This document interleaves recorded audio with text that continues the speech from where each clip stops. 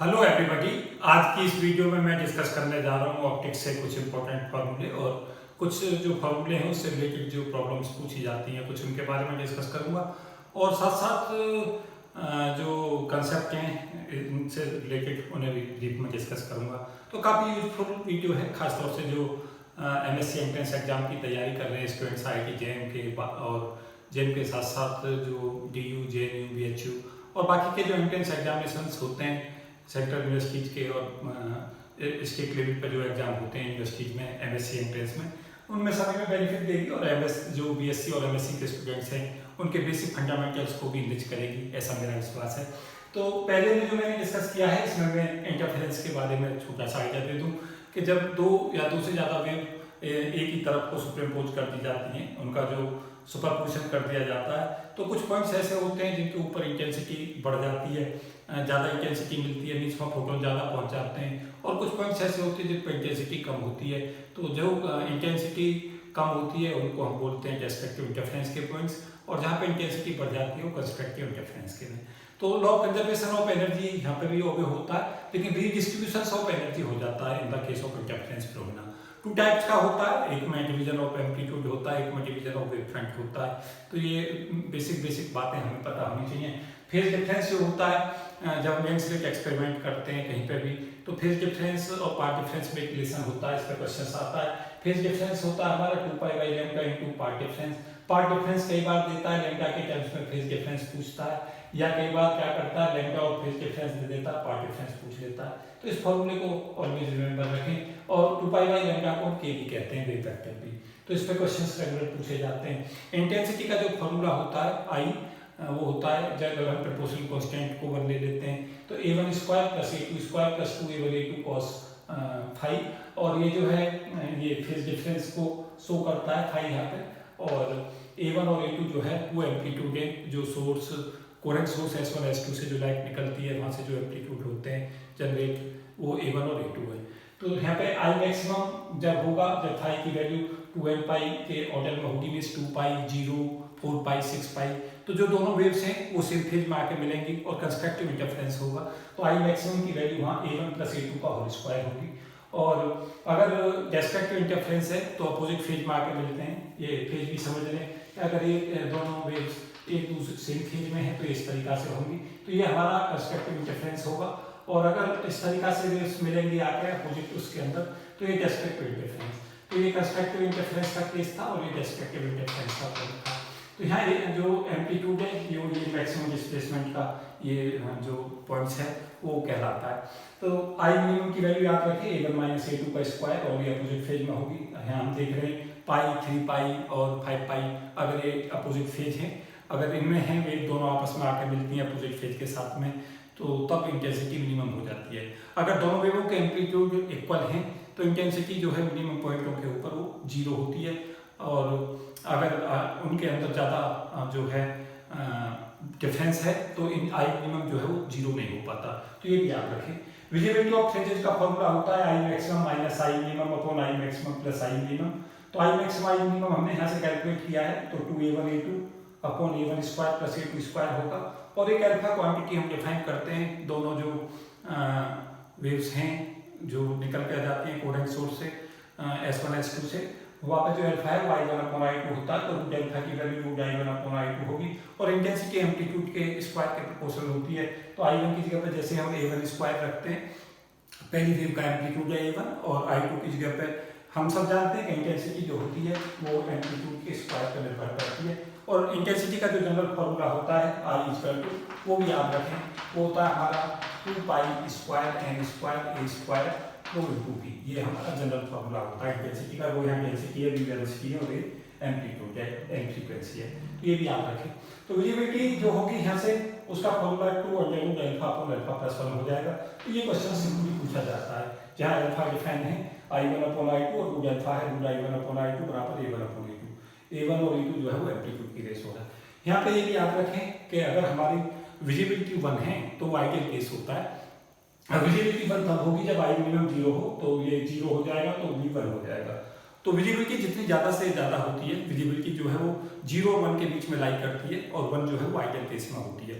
तो विजिबिलिटी अगर हमारे पास जैसे 4 केस दे देता है, कहता है कि 0.4, 0.5, 0.6, 0.7 है, विजिबिलिटी इस तरीक़ा से मिलती है, तो कौन सी जो हम उनमें से कौन सा केस ज़्यादा बेटर होगा इंटरफ्रेंस के लिए। तो जहाँ विजिबिलिटी जो होगी अगर 1 है तो आइडियल केस है, और 1 के पास है तो उसको प्रीफर हम करेंगे। तो इस तरीक़ा के क्वेश्चन पूछे जाते हैं।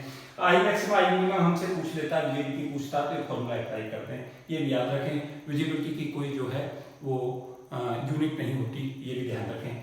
फ्रिंज विड्थ का जो फॉर्मूला होता है वो d लैम्डा अपॉन 2d होता है। जो कैपिटल D होती है वो जो कोहेरेंट सोर्स हैं और जहाँ स्क्रीन है उनके बीच का सेपरेशन है, और 2d जो दो कोहेरेंट सोर्स हैं उनके बीच का सेपरेशन है।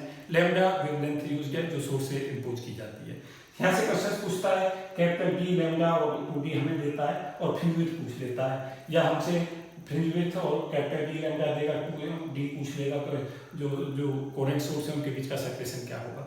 साथ साथ कई बार क्वेश्चन इसमें ये पूछा जाता है कि अगर इस एक्सपेरिमेंट को यंग स्लिट एक्सपेरिमेंट को हम किसी ऐसे माध्यम में करते हैं जैसे वाटर में करते हैं तो फ्रिंज विड्थों पर क्या प्रभाव पड़ेगा, इस तरीका से भी क्वेश्चन पूछे जाते हैं। तो लैम्डा अगर हमारा कम हो जाता है, जैसे हम किसी माध्यम में जाते हैं तो ये उसके अंदर माध्यम में जाने पर जो रिफ्रैक्टिव इंडेक्स घटेगा, लैम्डा की जो वैल्यू होगी वो लैम्डा नॉट अपॉन म्यू होगी। म्यू जो है वो रिफ्रैक्टिव इंडेक्स होगा माध्यम का।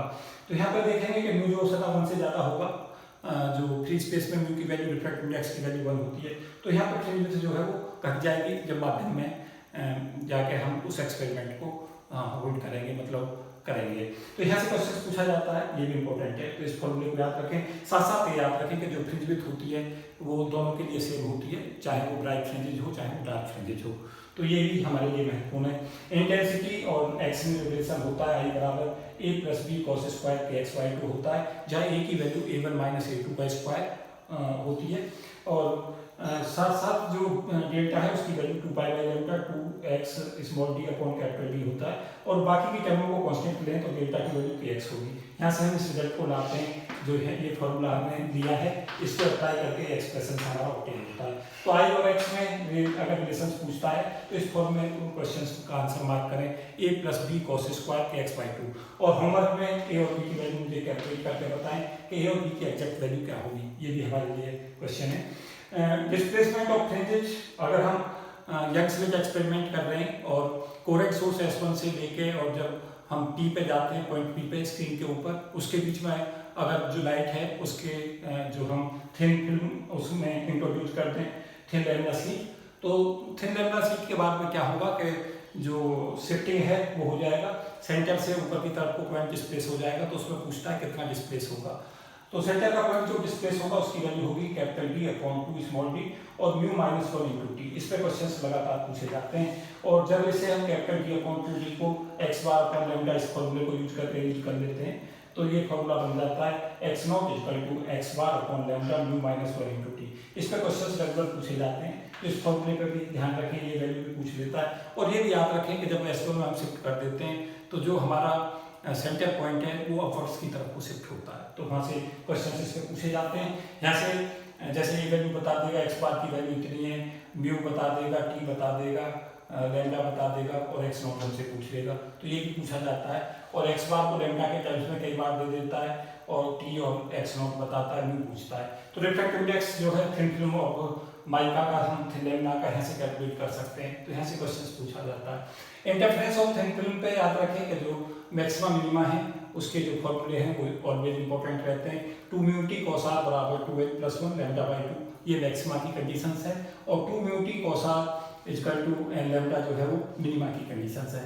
साथ साथ ये याद रखें कि जब लाइट रेज जो जाती है रेयर मीडियम से डेंसर मीडियम में, तो उसका पाथ जो है फेज वो पाई चेंज हो जाता है।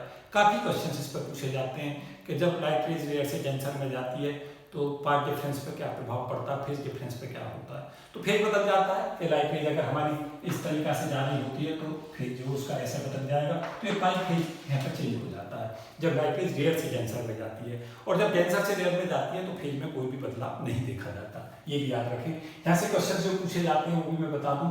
यहाँ से आर हमें दे देता है, म्यू और टी दे देता है, कई बार ऑर्डर पूछ लेता है, कई बार ऑर्डर और लैम्डा देता है, आर देता है हमसे, म्यू देता है, थिकनेस पूछ लेता है। तो ये इस तरीका से पूछा जाता है। म्यू रिफ्रैक्टिव इंडेक्स है जो माध्यम के अंदर जहाँ थिन फिल्म बनेंगे उसका रिफ्रैक्टिव इंडेक्स, टी थिकनेस है हमारी थिन फिल्म की, आर एंगल है इंक्लिनेशन का, एन ऑर्डर है और लैम्डा वेवलेंथ है। तो दोनों चीजें याद रखें, ये इंपॉर्टेंट फॉर्मूलों पे एक दो न्यूमेरिकल जरूर निकाल लें, पूछे जाते हैं। वैसे फिल्म में जो होता है जो मिनिमा की कंडीशंस है वो होती है 2 म्यू टी बराबर N lambda, mu refractive index की थिकनेस को और एन ऑर्डर को नोट करता है, और 2 म्यू टी बराबर 2n + 1 lambda by 2 maximum conditions है। तो इसकी मैक्सिमम मिनिमा पर भी एक दो न्यूमेरिकल सॉल्व करके सदा साथ साथ याद रखें कि फ्रिंज विड्थ का फॉर्मूला पे बहुत क्वेश्चंस पूछा जाता है। तो ये मोस्ट इंपोर्टेंट फॉर्मूला है बेसिक फिल्म का।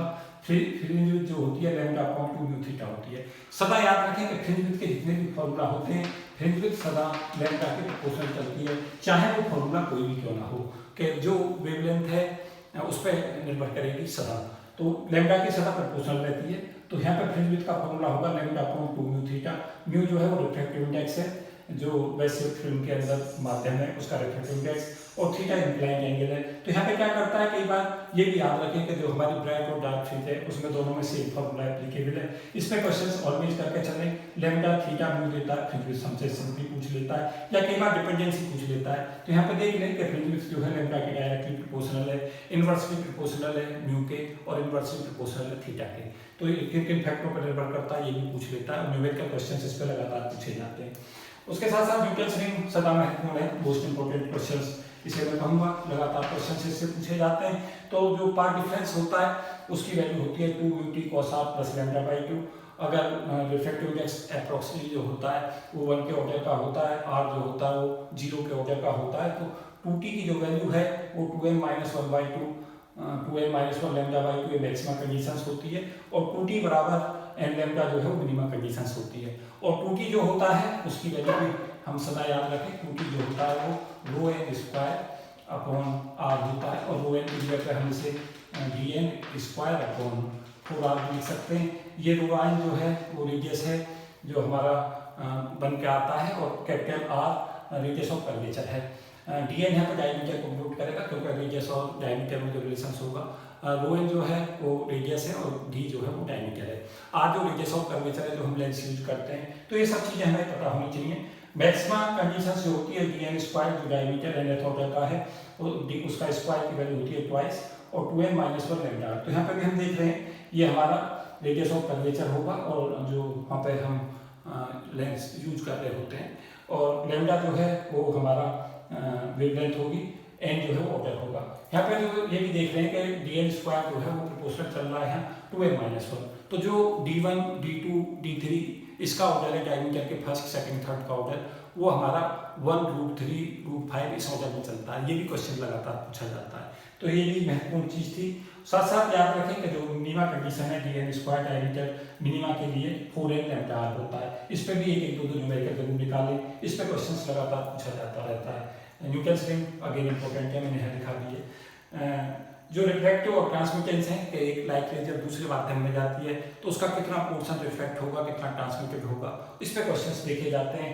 r की value n1 - n2 upon n1 plus n2 का स्क्वायर होगी, और t की value 4n1 n2 upon n1 plus n2 square होगी। n1 n2 जो है वो दोनों माध्यम के रिफ्रैक्टिव इंडेक्स हैं। तो r है रिफ्रैक्टेंस और t ट्रांसमिटेंस है, और r प्लस t की वैल्यू भी चेक करके देखें, r प्लस t सदा 1 होता है, और अगर हमें r पता है तो t हम उससे भी निकाल सकते हैं कि t बराबर 1 - r, और अगर हमें t पता है तो हम r निकाल सकते हैं 1 - t से। तो r प्लस t की वैल्यू 1 होती है, चाहे ऐसे हम चेक कर सकते हैं। n1 n2 देता है रिफ्रैक्टिव इंडेक्स, तो रिफ्लेक्टेंस और ट्रांसमिटेंस कैलकुलेट कर सकते हैं। तो यहाँ से क्वेश्चन पूछा जाता है। उसके अलावा याद रखें कि माइकलसन इंटरफेरोमीटर में 2-3 फॉर्मूले हैं जिन पर क्वेश्चन पूछे जाते हैं। लैम्डा बराबर 2x अपॉन n है, मिरर्स होते हैं माइकलसन इंटरफेरोमीटर में, तो जो मिरर का मूवमेंट होता है x वो है, n जो जितनी फ्रिंजेस मिलती हैं फील्ड ऑफ व्यू में वो है, और लैम्डा यहाँ पे इस फॉर्मूले पर लगातार क्वेश्चन देखा जाता है। लैम्डा बराबर 2x अपॉन n, x देता है मिलीमीटर के ऑर्डर में, n बताता है कितनी फ्रिंज अपेयर की गई फील्ड ऑफ व्यू में, और लैम्डा पूछ लेता है। तो ये फॉर्मूला भी इंपॉर्टेंट है माइकलसन इंटरफेरोमीटर का। लैम्डा 1 माइनस लैम्डा 2 बराबर लैम्डा 1 लैम्डा 2 अपॉन 2x है। लैम्डा 1 और लैम्डा 2 जो है यहाँ पे हम सब जानते हैं कि जो वेवलेंथ हैं वो हैं। तो ये जब वेवलेंथ क्लोज होती हैं, जैसे सोडियम के D1 D2 लाइंस, वहाँ पे यूज होता है ये फॉर्मूला। तो ये दोनों फॉर्मूले भी इंपॉर्टेंट हैं। ऑप्टिकल पाथ को सदा याद रखें कि अगर कोई लाइट रेज किसी माध्यम में चलती है तो माध्यम में उसकी वेलोसिटी v हो जाती है और वेलोसिटी जो है वो c/μ होती है। c जहाँ पे वेलोसिटी अप्लाई किया और μ रिफ्रैक्टिव इंडेक्स है माध्यम का। तो यहाँ पे t बराबर d/v करते हैं, v की जगह पे c/μ करते हैं। तो जो टाइम टेकन होगा वो μd/c होगा। ये μ इंटू d जो होता है वो हमारा वो कहलाता है ऑप्टिकल पाथ। इसको हम ऑप्टिकल पाथ कहते हैं। जैसे एक माध्यम है उसका रिफ्रैक्टिव इंडेक्स μ1 है, वहाँ पे जो डिस्टेंस चली गई है लाइट के द्वारा वो d1 है। दूसरे माध्यम का रिफ्रैक्टिव इंडेक्स μ2 है, उस वहाँ पे लाइट चली गई डिस्टेंस d2 है। तो ऑप्टिकल पाथ की जो वैल्यू है वो μ1 d1 प्लस μ2 d2 होगी। तो इस तरीका से हम L बराबर ऑप्टिकल पाथ को μ1 d1 प्लस μ2 d2 से कैलकुलेट कर लेंगे। ये दो माध्यम के लिए है, 3 के लिए फिर हम फर्दर आगे बढ़ा सकते हैं। तो काफ़ी महत्वपूर्ण और काफ़ी इंफॉर्मेटिव जो चीज़ें थी वो मैं डिस्कस कर रहा था ब्रीफ में। तो मुझे उम्मीद है कि आपको रिवाइजन देगी और एक आपको दिशा देगी कि किन किन चीज़ों का हम देखें। जो भी फॉर्मूले इसमें लिए गए हैं सबके फॉर्मूलों पे एक एक दो जो मिलकर निकाल लें। तो ये सब महत्वपूर्ण चीज़ें हैं जो आपको ऑप्टिक्स में और खासतौर से इंटरफेरेंस की चीज़ें इसमें मैं कवर कर रहा था। तो ये हमें सब चीज़ें पता होनी चाहिए। Thank you and best wishes for all of you. जय हिंद।